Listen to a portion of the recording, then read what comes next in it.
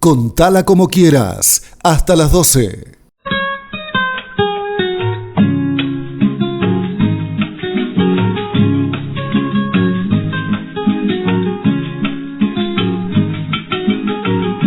Que no se quede nadie sin aprender. Que no se quede nadie sin aprender. La cultura es la verdad que el pueblo debe saber, para más nunca perder su amor por la libertad. Que no se quede nadie sin aprender. Y como cada martes, atentos al inicio de este Conversando sobre Educación que nos traen semanalmente Pablo Bain y Graciela Cartas. Graciela Cartas y Pablo Bain, que se preparan minuciosamente para analizar y debatir cada uno de los aspectos de la educación. No te los pierdas, si no los escuchaste nunca, esta es una muy buena oportunidad. El gesto maravilloso, profundamente glorioso, de darle la luz al ciego. Que no se quede. Bueno, buenos días a todos, a todas, Mariquita, Graciela. Aquí estamos nuevamente, como decía Mariquita, los martes con esta columna conversando sobre educación. Y en principio la vamos a saludar a Claudia Fernández, Fabiana Silva y Mario Silva también, que no tienen nada que ver entre sí, no son parientes, que nos han mandado unos hermosos mensajes acerca de nuestro programa y que, bueno, llegaron después de iniciado el programa. También les decimos a nuestros oyentes que nos pueden mandar sus opiniones, sus puntos de vista y demás al 3764-538075 3764-538075. Bueno, ¿y qué temas tenemos para hoy, Graciela? Bueno, antes que nada, buenos días Pablo, buenos días Mariquita, buenos días a la audiencia. Y bueno, seguimos preguntándonos cosas. En realidad, esta vez nos vamos a preguntar sobre los adolescentes, sobre la adolescencia o las adolescencias. ¿Cómo son los adolescentes en nuestra sociedad actual? ¿Qué características tienen? ¿Cómo se presentan ante el mundo adulto, ante la educación, inclusive la educación familiar, la educación formal? ¿Y qué diferencia tienen también con los adolescentes que fuimos alguna vez todos? ¿Qué ha quedado de esa adolescencia que vivimos nosotros en esta nueva, actual adolescencia? ¿Y qué no? ¿Qué cambios se han dado? Esos adolescentes que escuchábamos, que recién leíamos cuando niños la revista Anteojito, por ejemplo, claro. Que recién estaban pasando de modo muy interesante las publicidades de otros tiempos. Y bueno, estábamos así hurgando bibliografía y materiales, un trabajo de dos en realidad investigadores colombianos que nos dicen que etimológicamente la palabra adolescencia viene, como lo señaló Terencio Varrón, un escritor romano de antes de Cristo, del participio latino adolescens, que significa que crece, que se desarrolla. Ahora, después, en cada disciplina a lo largo del tiempo ha sido objeto de estudio esta etapa de la vida, y se ha dado diferentes definiciones de acuerdo a la disciplina. En general, por ejemplo, Freud habla de una metamorfosis, de la pérdida del cuerpo infantil. Asturi, por ejemplo, dice que es un cuerpo nuevo de características inéditas en cuanto a responsabilidades y creatividad. Ahora, hay una definición de la OMS que dice una etapa biológica de características específicas por grupos etarios en las que se alcanza la madurez sexual. Que esta etapa uno la mira, ¿no? Y en realidad toda la vida está sexuada, somos seres sexuados, claro. Pero la maduración de los órganos sexuales, el ingreso a la posibilidad reproductiva y del goce sexual, pone a la adolescencia en un foco de atención mucho más fuerte, digamos así, claro, que a la infancia, ¿no? Sí, es como un umbral de entrada a una serie de condiciones y de posibilidades distintas. que hasta esto que vos decís, la posibilidad de procrear, claro, que bueno, conocemos bien toda la cuestión de las adolescencias, de las chicas adolescentes embarazadas, que es toda claro, una problemática particular que está enfrentando nuestro país. inclusive niñas. Sí, niñas y adolescentes. Sí. Claro, sí, en términos de edades. Pero quiero niñas. decir respecto a eso una cuestión que hay que destacarla.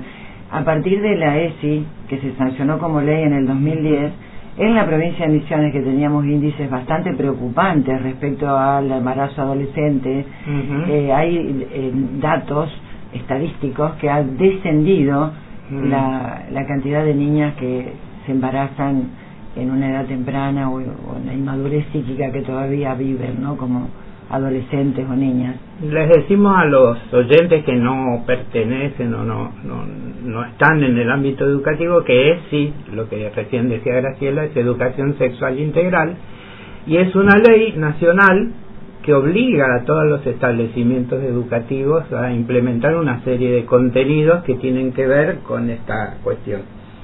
Pero bueno, no todos los establecimientos están cumpliendo la ley como se debiera, ¿no? Pero es importante cómo este trabajo de la cuestión de la sexualidad ha generado impactos importantes, ¿no? Con respecto a la historia en el tiempo, ¿qué pasó con la adolescencia a través del tiempo? Estuve hurgando un poquito. En la antigüedad no había una distinción clara como hay hoy. La adolescencia parece ser una construcción de la modernidad, donde se establece como una franja etaria bien definida. En la antigüedad, digamos, los pueblos de los griegos, los romanos, la infancia era como un traslado inmediato a la etapa adolescente, claro, y el niño o la niña que transitaba esa etapa de maduración, ella era integrado al ejército, en el caso de los espartanos, a la vida pública o a la educación que tenían con los pedagogos particulares, en el caso de Atenas, por ejemplo, que era una comunidad de otro orden de organización. Y en el caso de la adolescencia empieza como a aparecer con el siglo XVIII, en la revolución industrial, porque bueno, aparece la legislación laboral, la mano de obra, quiénes son los que pueden trabajar, quiénes pueden ingresar al mundo del trabajo, que en este caso ya no era rural o familiar o doméstico como pudo haber sido la Edad Media, sino en fábricas, en ámbitos más ajenos al hogar. Y bueno, y aparece ahí una idea de que hay cierta etapa de la vida donde, bueno, están en condiciones de trabajar o no, ¿no? Pero habíamos hablado cuando hablamos de las infancias, claro, que en realidad los niños trabajaron en la fábrica. Y lamentablemente todavía en muchos sistemas está ocurriendo. Y aparece entonces una cierta legislación respecto del tema del trabajo. Y el otro que también aporta al tema del recorte de esta franja etaria es Rousseau, cuando habla de la gradualidad de la escuela, y entonces relaciona los niveles educativos a las distintas franjas etarias, o sea, los niños a la primaria, los adolescentes a una escuela secundaria o media, los jóvenes en un nivel superior, con lo cual se pierde esa homogeneidad que había en las primarias, en las primeras escuelas. Iban todos juntos, niños, adultos, jóvenes, con un maestro que enseñaba, ¿no?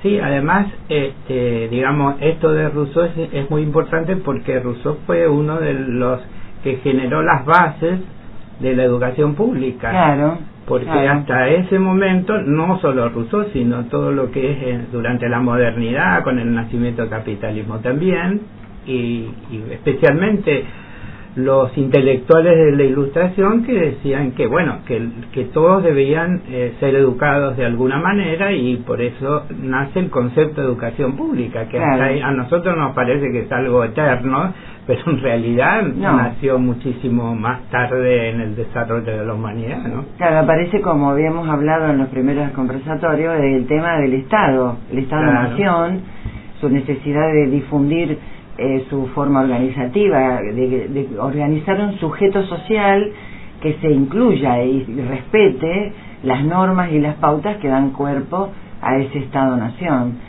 Y hay otra, hablando de Estado-Nación, hay otra influencia en el tema de las adolescencias, o en la conceptualización de esta franja etaria, que son las políticas públicas que comienzan a generarse en los distintos estados, llevadas, orientadas a proteger, acompañar este momento que se considera más vulnerable, más frágil, necesario de acompañamiento, de apoyo a ese desarrollo.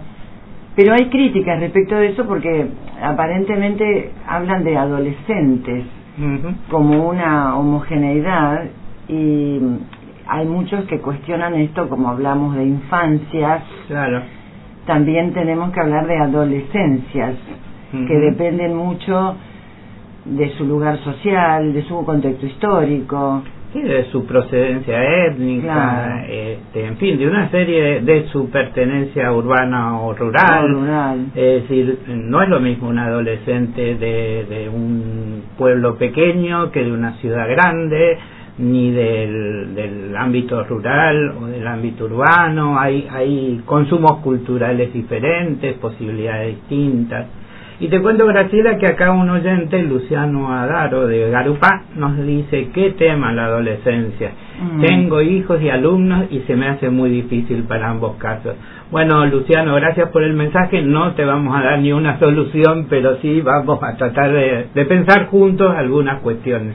Claro, lo que dice Luciano realmente lo he escuchado de muchos padres. Bueno, nosotros tenemos hijos, pero ya son hombres, y a veces mis hijos me dicen: si fuéramos adolescentes hoy tendrías varios problemas. Y creo que sí, porque la cultura, por ejemplo, de las redes, la tecnología, que también hablamos de esto, cómo se insertó en la vida y en nuestras vidas también, aceleradamente, claro que sí. Construyó un modelo de adolescente completamente diferente. Lo que no vamos a satanizar las redes, pero sí vamos a tratar de interpretar de qué modo han influido.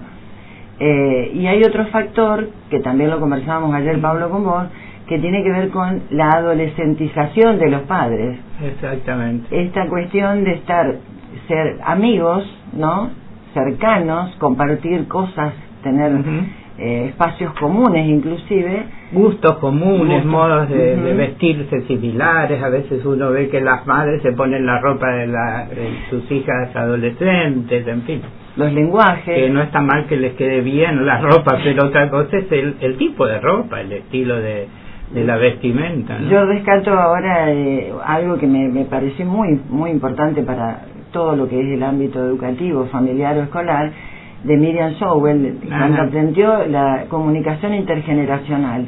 Claro.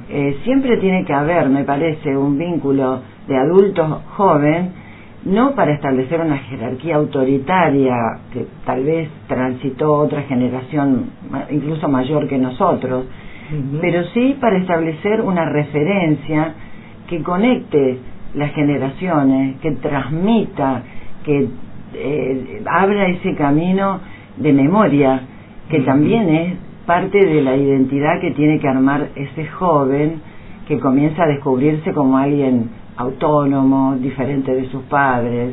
Y vos sabés que ayer hablábamos también, hay un sociólogo argentino que se ha dedicado mucho a estudiar a las juventudes y a las adolescencias, Marcelo Urresti, que dice como que hay tres cuestiones, y acá, bueno, va un primer aporte que le podemos hacer a Luciano en su calidad de docente. Hay un video, Luciano, que lo podés ubicar en YouTube si tenés esa posibilidad, Marcelo Urresti, que fue parte el video de unas instancias de capacitación docente en la época en que Sileoni era ministro de Educación, para ubicarte así. Pero ponés Marcelo Urresti y lo vas a encontrar. Y él habla de tres elementos que deberían tenerse en cuenta para cambiar la escuela en función de las características de los estudiantes. Está hablando de la escuela media. Y él dice, bueno, por un lado, atender a los cambios culturales y sociales de las familias. Él dice, la familia tipo que se presenta en muchos lugares, ¿no?, en el imaginario social, dejó de existir. Y da un dato contundente.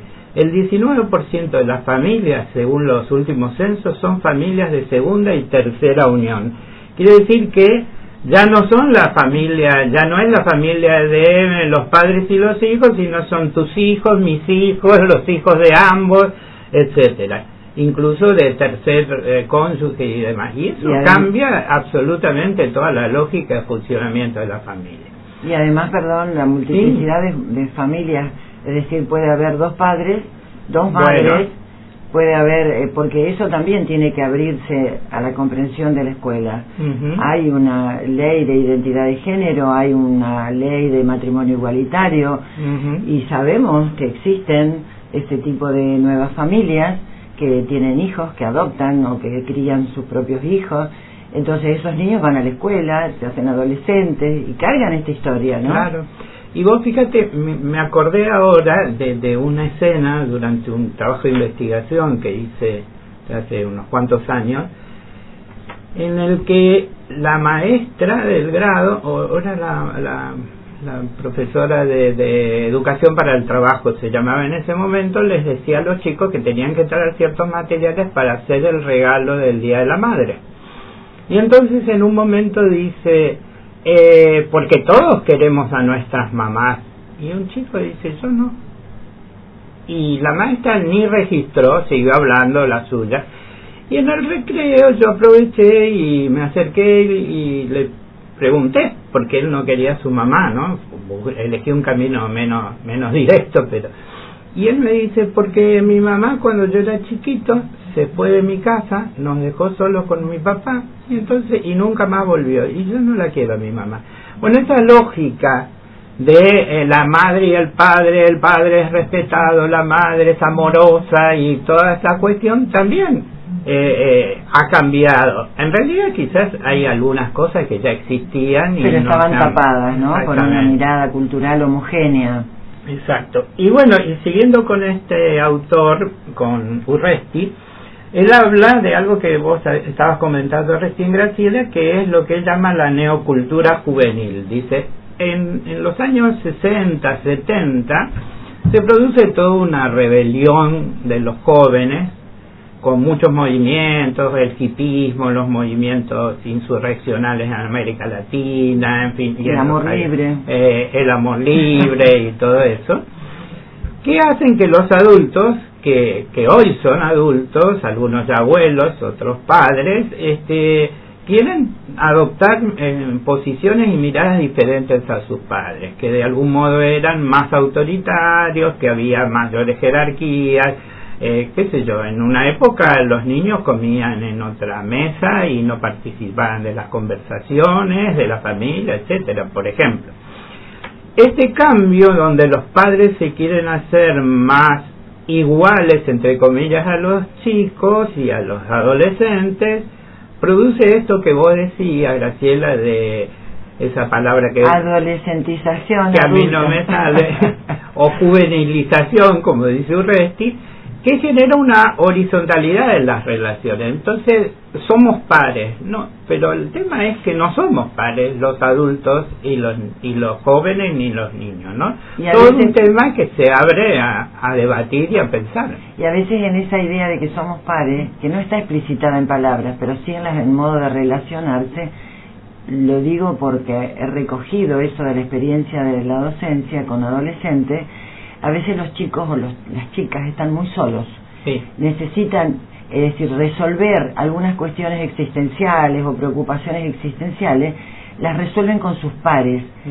Y los adultos, a veces en esa idea de que ya son adolescentes, ya hacen la suya, se sienten un poco corridos de esa relación dialogada y a los jóvenes les está faltando ese vínculo con un adulto que les muestre otra cosa, no para imponérsela, sino para mostrarles otra posibilidad. Y a veces se cae en un extremo distinto, que es decir, bueno, ya son grandes, qué sé yo no tengo que invadirlos, claro. Tienen su propia identidad, y bueno, pero un padre que da consejos no es un padre, es un amigo, claro. decía, creo que Martín Fierro, no me acuerdo. Claro. Y bueno, y el tercer elemento que lo vamos a mencionar porque da para hablar muchísimo, y que algo habías dicho vos, Graciela, recién, que menciona Urresti, es el advenimiento de la cultura digital. O sea, los chicos, los jóvenes de hoy, que son nativos digitales, como se les dice habitualmente, versus, si se quiere, otras generaciones que no nacimos con la tecnología de las comunicaciones y la información y todo lo que esto significa en términos de privacidad, de establecimiento de vínculos, de aislamiento en algunos casos. Exacto. En fin, mucho de deseo de ser reconocido. El deseo de ser reconocido, o la necesidad de ser incluido y reconocido, es parte de la estructura psíquica de todo ser humano. Y en la edad adolescente es cuando aparece la necesidad de pertenecer, de ser parte de un grupo. Hoy esa construcción de pertenencia está mediada por las redes. Y por ejemplo, hay estos fenómenos que se mencionan como fenómenos problemáticos, el grooming, el bullying, que aparecen dentro de este esquema de relaciones virtuales, donde los chicos o las chicas se ven impulsados a buscar el me gusta, el apoyo, y está vinculado el eso like, a la aceptación. El like, el como like, se dice, ¿no es cierto? en el lenguaje de las redes. Y bueno, le pedimos a una colega, profesora y psicopedagoga, Alicia Fagotti, que nos diera un poco, o que nos comentara su mirada. Alicia nos mandó una cantidad de audios, uno más interesante que el otro, pero bueno, para el programa seleccionamos uno.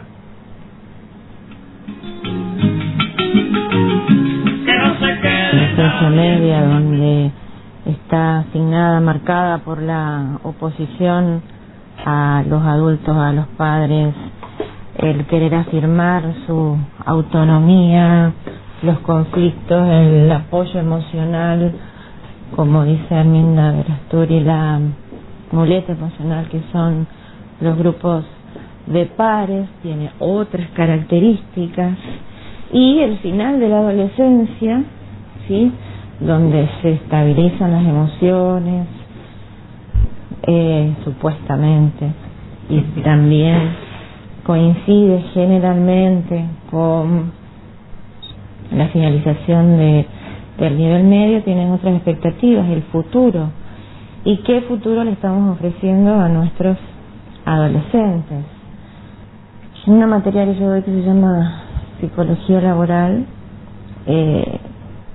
trabajamos el concepto de empleabilidad, y esa es una preocupación. No solamente tiene que ver con la orientación vocacional, los procesos de ayuda para la elección, sino también algo muy feo, que suena muy desagradable, como si uno es empleable.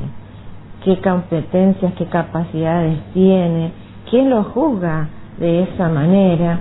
Y además la desigualdad que tiene y las injusticias, dependiendo de si viene de clases sociales bajas, donde no ha tenido posibilidades de prepararse, hacer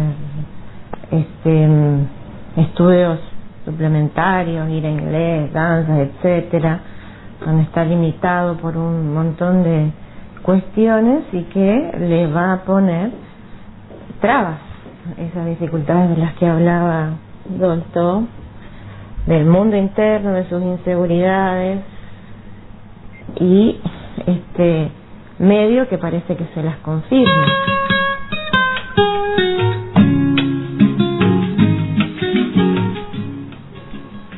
Bueno, dejó mucho para charlar. Sí, muchas cosas para considerar. Esto de la empleabilidad, ¿no? Esta cuestión de educar para ser funcionales. Bueno, yo me acuerdo las declaraciones del ex ministro Esteban Bullrich en algún momento, cuando decía que educar es enseñar a manejarse en la incertidumbre, y que había que buscar formar emprendedores, y entre los ejemplos que decía era pilotos de drones, por ejemplo, como un campo fértil para el empleo, en fin, como si el empleo dependiera exclusivamente de la voluntad de los sujetos. Exactamente. ¿No? Y no porque la escuela debería ser la responsable de generar esa empleabilidad. Bueno. En realidad, la escuela debe formar para el trabajo, ese mundo que no es solamente un empleo, sino todo lo que significa la organización laboral, los derechos laborales, las posibilidades del mundo del trabajo, ¿no? Sí es. Bueno, y elegimos en esta columna de hoy un tema musical que pertenece a un uruguayo, lamentablemente fallecido muy joven, Pablo Estramín. El tema se llama De Adolescentes, lo vamos a escuchar y después comentamos alguna cosita. De la escuela, que no se quede nadie sin aprender. Siempre los reprimen, no les dan espacios y les aconsejan que vayan despacio. Siempre les imponen, nunca les consultan, los hacen callar cada vez que preguntan. Pero cada día los adolescentes reviven los sueños que pierde la gente. Bienvenidas sean su limpia sonrisa y sus alas nuevas que mueven la vida.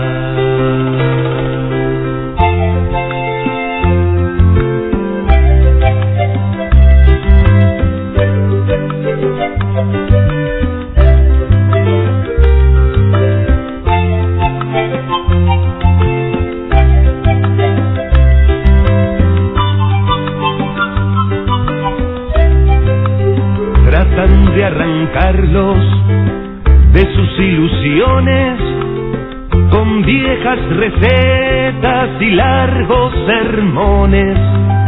Los tratan de adultos cuando les exigen, los tratan de niños cuando les prohíben. Pero cada día los adolescentes reviven los sueños que pierde la gente. Bienvenidas sean su limpia sonrisa y sus alas nuevas que mueven la vida.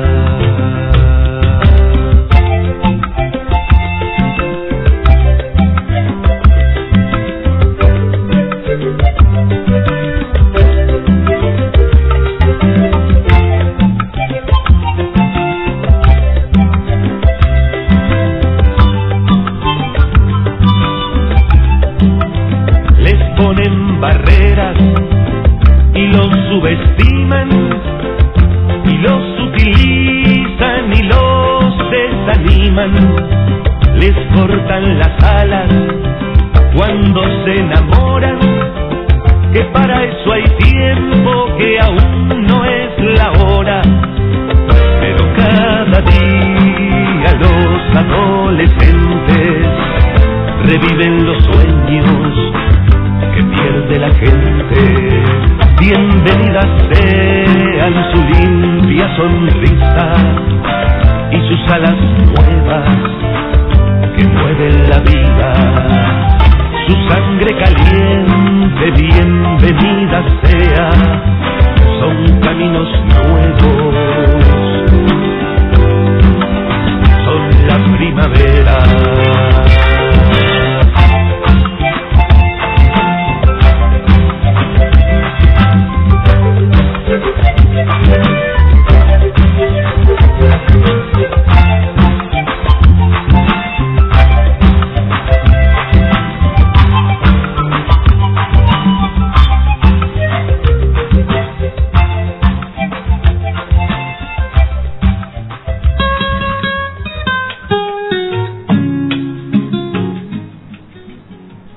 Y bueno, interesante y además bonito el tema de Pablo Estramín, pero pensaba en algún momento al escuchar esta canción que él habla un poco de aquellos jóvenes de mediados del siglo pasado hasta los 80, por ahí si se quiere, que todavía funcionaban en esa estructura de mayor autoritarismo de parte de los padres, los jefes de familia, etcétera, cuando dice siempre los reprimen, no le dan espacio, etcétera, ¿no?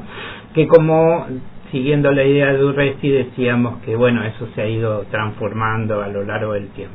De todas maneras pensaba también cuando escuchaba, y rescato dos cosas. Primero, que son siempre caminos nuevos, y eso es muy hermoso porque siempre lo fue y lo sigue siendo. Es toda una esperanza que hay ahí en ese grupo etario y en ese grupo social, que a veces uno desea que estén detrás o adelante o al lado, porque sabe que de ese modo la lucha o los objetivos o los sueños se van a seguir buscando. Pero también pensaba que de ese padre que le imponía represión, hoy hay otras formas de condicionamiento de esa rebeldía o de ese impulso juvenil natural, que es haberlos incluido dentro de un ser de consumo. Entonces también es cierto que a veces la imposición del mundo del consumo los limita, los condiciona, los encarcela, les da, de algún modo, imposiciones o represiones también respecto de sus verdaderos o de sus auténticos deseos, y eso es algo que por eso rescataba hoy lo de la transmisión intergeneracional, ¿no? Volver a tener ese vínculo personal. Yo lo dije el otro día, yo creo que hay que volver a hablar con los hijos, con los jóvenes, con los alumnos, cara a cara, mirarse a los ojos, aprender a reírse juntos, escuchar su nuevo modo de entender el humor, sus dudas, sus miedos, y también aprender de sus fortalezas, porque creo que tienen un montón de cosas que nosotros carecemos, que nos sirven como generación para seguir acompañándolos. Sí, yo creo que cada vez la escena se repite más cuando uno ve la familia, cuando se puede juntar, dado que también están las cuestiones, bueno, del trabajo de los padres, que no hay tantos momentos, pero cuando se juntan está la televisión en el medio o el celular en la mano, o el celular en la mano, y cada uno está en su mundo, y de nuevo no hay comunicación, no hay intercambio, y bueno, todo un tema también importante a considerar, porque a veces también, y eso sí me parece que es interesante que lo plantean un poco la canción, es que no se los escucha a los adolescentes. Y yo me acuerdo hace unos cuantos años hubo un suceso terrible creo que fue en Bahía Blanca o una ciudad del sur, donde un chico entró a la escuela y sacó un arma de fuego y empezó a dispararle. Bueno, mató no me acuerdo cuántos compañeros, o los hirió de una forma así bastante alevosa. Y entonces, a lo largo de todas las noticias que iban pasando, en un momento a un periodista se le ocurre entrevistar a sus compañeros, y los compañeros en un momento dicen, pero él les pregunta, pero ustedes no se daban cuenta que él podía tener o algunas actividades, algunas actitudes, quiero decir, sospechosas, o que venía por ahí con armas antes ya, o que amenazaba, y entonces una de las chicas dice, nosotros lo decíamos pero nadie nos escuchaba. Claro. Nos pasa que no nos escuchan. Bueno, ha habido, además de que eso es una tragedia que la hemos visto varias veces que ocurre en Estados Unidos, ¿no? Con otro contexto y otras razones, pero también ha habido en nuestros colegios, en nuestras escuelas, conflictos, dificultades internas en las escuelas, que a mi modo de ver han sido tapadas bajo la alfombra, porque bueno, a veces se preserva la imagen de la institución por sobre enfrentar y afrontar soluciones verdaderas a un universo de situaciones problemáticas que tienen los chicos, que viven, que traen desde sus vidas personales o que surgen en el ámbito de la convivencia escolar.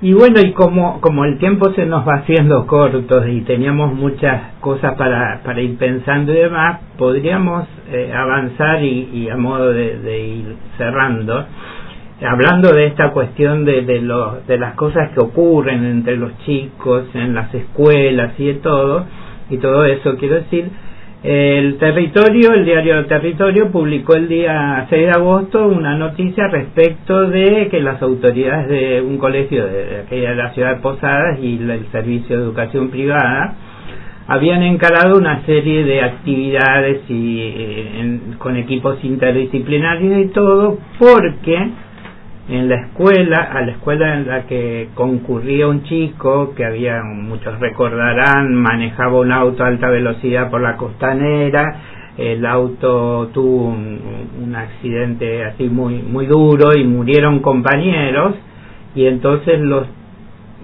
que eran sus compañeros de la escuela no querían entrar si no lo echaban, si no lo sacaban, si no lo separaban del curso. De hecho, lo separaron. Pero bueno, estamos hablando de una noticia en la cual se contaba que no había habido clases porque los chicos no querían entrar, que después se hicieron clases virtuales para el curso al cual él concurría. Y entonces dos periodistas de una radio amiga, Alicia Rivas y Miguel Riquelme, hicieron una nota en la radio de la universidad, la directora académica del IPESMI. Y ella reflexionaba de este modo, no solamente en relación al aspecto puntual de lo que había ocurrido, sino de esto como un disparador de qué pasa hoy con los jóvenes que van, bueno, a las escuelas de nuestra ciudad. Y que el entusiasmo vibre con el mensaje sagrado de nuestro apóstol amado. También me parece pensando desde esta construcción de la autonomía, desde la heteronomía, donde los chicos todavía dependen de adultos que los guíen, pero esa heteronomía se está construyendo también con la influencia de las redes sociales. Entonces, antes, no sé, hay una autora que tú lo conoces, Margaret Mead, que habla de las culturas prefigurativas, posfigurativas, configurativas, y dice, bueno, las culturas antes, el adulto era el que marcaba la pauta y era quien decía cómo debían ser las cosas, y esto que le decían cómo debía ser se cumplía, porque en el transcurso de 30 años las cosas no cambiaban a grandes rasgos, ¿no? Entonces, ahora se habla de una cultura configurativa donde los niños todavía aprenden de sus padres, pero hay una fuerte influencia de los medios sociales, de los medios de comunicación. Claro. Entonces me parece que el acompañamiento adulto y el acompañamiento institucional es clave para marcar un poco la pauta de con qué patrones puedo yo identificarme, o con qué formas de relacionarme puedo adherir que no sean dañinas para las infancias y para sus propios compañeros. Claro, y ahí aparece, se me ocurre, ya que está muy bueno que hayas puesto el foco sobre el adulto, el doble rol. Por un lado, la institución familiar, familia, ¿no? Madre, padre, sea cual fuera la forma que eso tome, pero luego la institución, o al mismo tiempo la institución, las instituciones en general, no estoy focalizando en este caso, parecerían tener pocas herramientas o no haber actualizado lo suficiente las herramientas que deberían estar revisando a la hora de hechos de esta naturaleza, con estas características. Porque, digamos, en otros países, ¿qué ocurre? Un joven con problemas ingresa a un colegio armado y asesina a 20 personas, que pasó hace no tanto tiempo. En otro lugar, se propone el abuso sexual masivo a una o dos compañeras también. Es decir, ¿a dónde voy? Me da la impresión de que estamos teniendo pocas herramientas para echar mano de la nueva forma que tomaron problemas que son muy viejos, por otro lado, ¿no? Claro, bueno, la escuela maneja ciertos protocolos estándares que se van construyendo a demanda de la época. Entonces ahora los colegios tienen un protocolo de ESI, tienen un protocolo de prevención de violencia de acoso escolar, no se construyeron protocolos así fijos de educación emocional, pero está la ley de educación emocional instaurada, que quizás es el ámbito de donde se debería trabajar estas cuestiones del duelo. Y también estos protocolos van naciendo en función de la demanda de las cuestiones que suceden. Entonces, entiendo que la escuela ahora, ante esta situación, va a tener que armarse con nuevas herramientas, y estas cuestiones van a seguir pasando y cosas nuevas que se van sumando. Quizás antes los chicos actuaban de forma más individual, ahora está todo como mucho más civilizado, justamente por la convocatoria de las redes sociales. Hay violencias que transcurren en lo virtual y que no se visualizan en lo presencial, salvo que alguien se acerque y diga, mire, esto está pasando en esta cuenta de Instagram, una cuenta de Instagram que por ahí lleva el nombre institucional, pero que no tiene nada que ver con la institución. Es decir,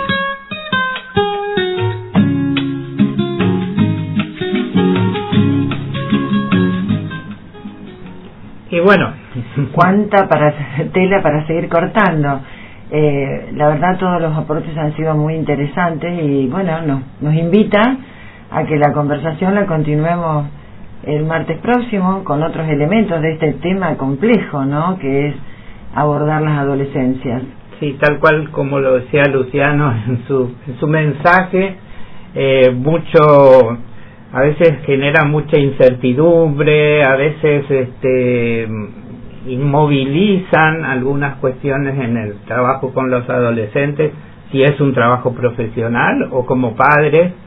Estamos permanentemente interpelados y además en el tema de los padres yo siempre recuerdo esa hermosa canción de Serrat donde habla de los niños, los locos bajitos. Claro, de los locos bajitos, y dice que que no aprendimos a ser, que nadie nos enseñó a ser padres y que lo hacemos sin saber el oficio y sin vocación.